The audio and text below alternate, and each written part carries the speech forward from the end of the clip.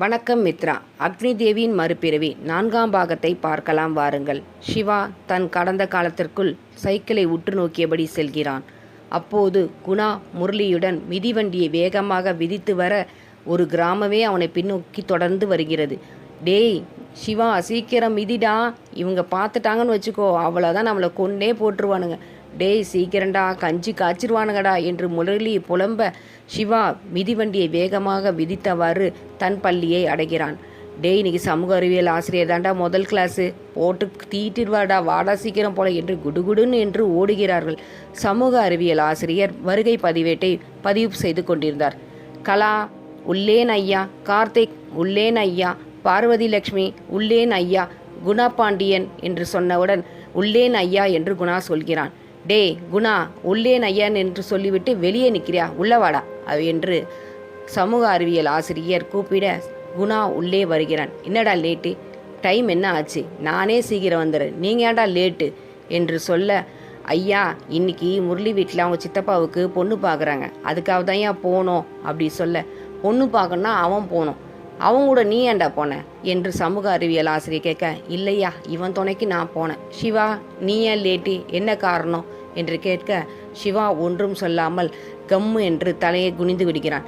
சரி எல்லாம் வெளியே போங்க என்று சொன்னவுடன் எல்லாம் வெளியே வருகிறார்கள். சிவா நீ மட்டும் உட்காரு, மற்றவங்களாம் வெளியே போட்டோம் என்று சொல்ல, குணா ஆமாம் அவனை மட்டும் எப்பயும் விட்டுருவாங்க, நம்ம தாண்டா மாட்டிப்போம் என்று சொன்னவுடன் முணுமுணுத்து கொண்டே வகுப்பறையின் வெளியே வருகிறான். ஏய் இல்லை ஐயா, நானும் தான் தப்பு செஞ்சுருக்கேன், நானும் வெளியே போகிறேன் என்று சொல்லியவாறு சிவா வகுப்பறையின் வெளியே வருகிறார். அப்போது தலைமை ஆசிரியர் அந்த பால்கனி வழியாக மாணவர்களை அதட்டியபடி வருகிறார்கள்.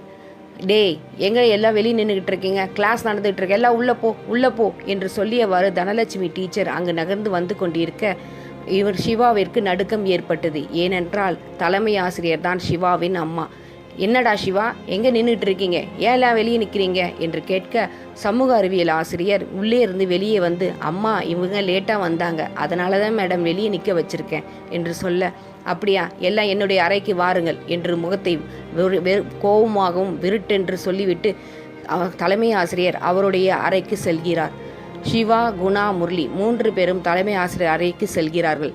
டேய் ஏன் லேட்டுன என்று சொல்ல எல்லாரும் தலை குனிகிறார்கள். சிவா நீ உண்மையை சொல்லு, நீ வீட்டிலேருந்து இன்றைக்கி சீக்கிரமாக கிளம்பிட்ட, எங்கே போனேன்னா என்று சொல்ல, மா என்னுடைய ஃப்ரெண்டு பார்வதி லட்சுமிக்கு இன்றைக்கி பிறந்த நாள்மா, அவளுக்கு பிடிச்ச தாளம்பூ பக்கத்து ஊரில் இருக்குது, அதை பறிக்கிறதுக்கு தான் போனம்மா. ஓ நீங்கள் தான் அந்த 3 பேரா, பக்கத்து ஊர்லேருந்து எனக்கு ஃபோன் வந்துருச்சு, உங்கள் ஸ்கூல் பசங்க யாரோ அவங்க தோட்டத்துக்குள்ளே வந்துட்டு போனதா, நீங்கள் வா உன்னை வீட்டில் கவனிச்சிக்கிறேன் நானே. இந்த பார், இந்த மாதிரி வேலையை எப்போவுமே செய்யக்கூடாது, ஒருத்தருக்கு கிஃப்ட்டு கொடுக்கணுன்னா அது நீங்கள் தான் கொடுக்கணும், பக்கத்து வீட்டில் தோட்டத்தில் போய் திருடி கொடுக்கக்கூடாது என்று சொல்ல, மூஞ்சை தொங்க போட்டுபடி 3 பேரும் தொங்கபடி நிற்க, எல்லாரும் கிளாஸ் ரூமுக்கு போங்க என்று சொல்லி தலைமை ஆசிரியர் அனுப்பிவிடுகிறார். கிளாஸ் ரூமுக்கு வந்த சிவா குணா முரளி 3 பேரும் பார்வதி லட்சுமியிடம் செல்கிறார்கள்.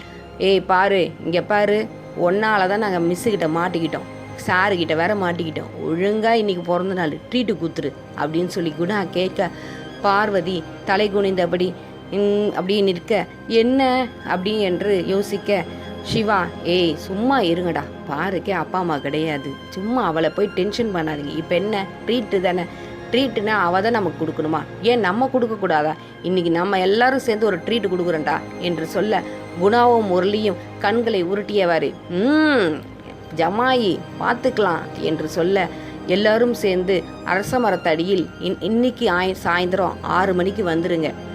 6 மணி செட் ஆகாதுடா, 4 மணிடா. ஓகே ஏய் இன்னைக்கு 4 o'clockடா, எல்லாம் ஃபிக்ஸ் பண்ணிக்கோங்க. எல்லா மாணவர்களும் சிவாவை உற்று பார்க்க, இங்கே பாருங்க, இன்னைக்கு 4 மணிக்கு எல்லாரும் அரச மரத்துக்கு அடிக்கு வந்துடுங்க, நம்ம இன்னைக்கு பாருக்கு வைக்கிற ட்ரீட்டு யாருமே வைக்காத ட்ரீட்டாக இருக்கணும், ஓகேவா என்று சொல்ல, எல்லாரும் தலையை அசைத்தபடி ஓ என்று கத்துகிறார்கள். இன்று நாமும் அவர்களுடன் சென்று 4 மணி நேரத்தில் பார்வதிக்கு எந்த மாதிரி ட்ரீட் கொடுக்குறாங்கன்னு தெரிஞ்சுக்கலாமா? வாங்க அடுத்த எபிசோடில் பார்க்கலாம். சப்ஸ்கிரைப் பண்ணாதவங்க சப்ஸ்கிரைப் பண்ணிக்கோங்க. இந்த சீரியலை பற்றி ஏதாவது தகவல் சொல்லணும்னு நினச்சா தகவல் சொல்லலாம், வாருங்கள்.